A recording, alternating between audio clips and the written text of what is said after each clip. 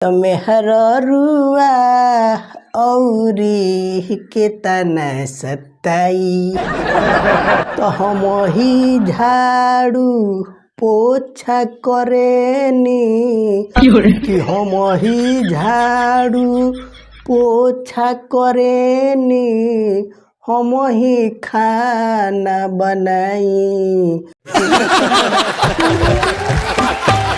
मेहररुआ औरी के तना सताई। हाँ तो भैया लोग नमस्कार प्रणाम। तो अब तो रउआ लोग के हाल ठीक होई, बाकी हमार बेहाल बा। मैंने बुझ जाइए भैया बियाह करे खातिर हम एकदम 2 कट्ठा खेत कोड़ देले रहनी कि ना बाबूजी हमार बियाह करावो। तो आखिरकार हमार तो बियाह हो गईल। मेहरारू जब से घर में आइल बिया नु तो यह से हमारा दूसरे के बियाह में जाए से टोर लागता। अरे बाप रे बाप, का हमारा सुख शांति बा, का गजब के सेवा करतिया मेहरारू हमार।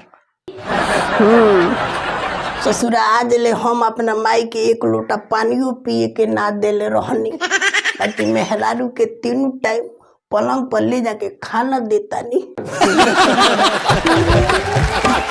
पहले के जमाना रहे कि लोग कहत रहे कि बाबू माई के सेवा करब तो पुण्य मिली, बाकी ये भैया एक बेरा के जमाना बाकी अगर मेहरारू के सेवा करता रह तब पुण्य मिली। सर्व हम घर के काम करत करत इतना ना मगन हो जानी कि हम भुलाइए जानी कि हम तो यही घरवा के हई। बाकी समय समय के बात बा भैया। अरे अपने घर में काम करत तानी, कौन कही कि दोसर के घर में काम करे जानी कि हमारा पछतावा होई। अरे अपना मेहरारू के सेवा कैला में कौन हर्ज बा ये भैया हैं? अरे हम अपना मेहरारू के सेवा करतानी, ये तो हमार फर्ज बनता नु हैं? बताई तो भैया लोग, अपना मेहरारू को हम खाना बना के खियावतनी, ओकर कपड़ा लाता धोवतनी, यहाँ तक ओकर गोड़ो हाथ दबावतनी, तो अपने मेहरारू के दबावतनी। लोग भले हमारा के कुछ कहे तो का भैया, हम अपना मेहरारू के सेवा करेम तो करेम। अरे आज हम करेम तबे न एक दिन वो करी।